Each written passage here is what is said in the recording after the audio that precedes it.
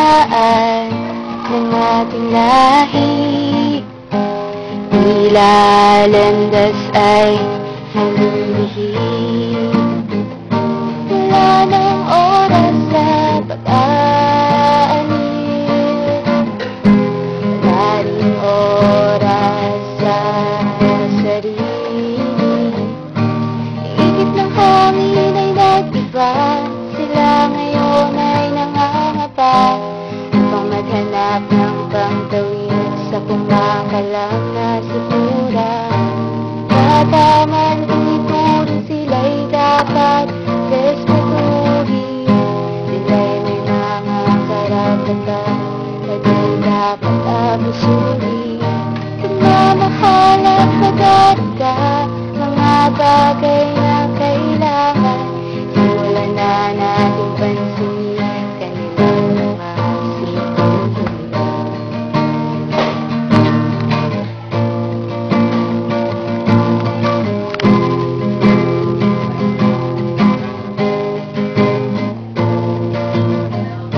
Mga namamalimos sa tabi-tabi, kalungkutan ay di maiwaksi. Kung tayo'y nasa kanilang lagay, gustuhin pa kaya natin mabuhay? Trabaho'y kaibigan, wala man lang humihikaya upang magkaroon ng pagbabago sa kanilang pamumuhay. Pataman kung ituro sila'y dapat respetuhin. Sila'y may mga karapatan at di dapat abusuhin. Pagmamahal at pag-aruga, mga bagay na kailangan. Simulan na natin pansinin kanilang mga sinuhin.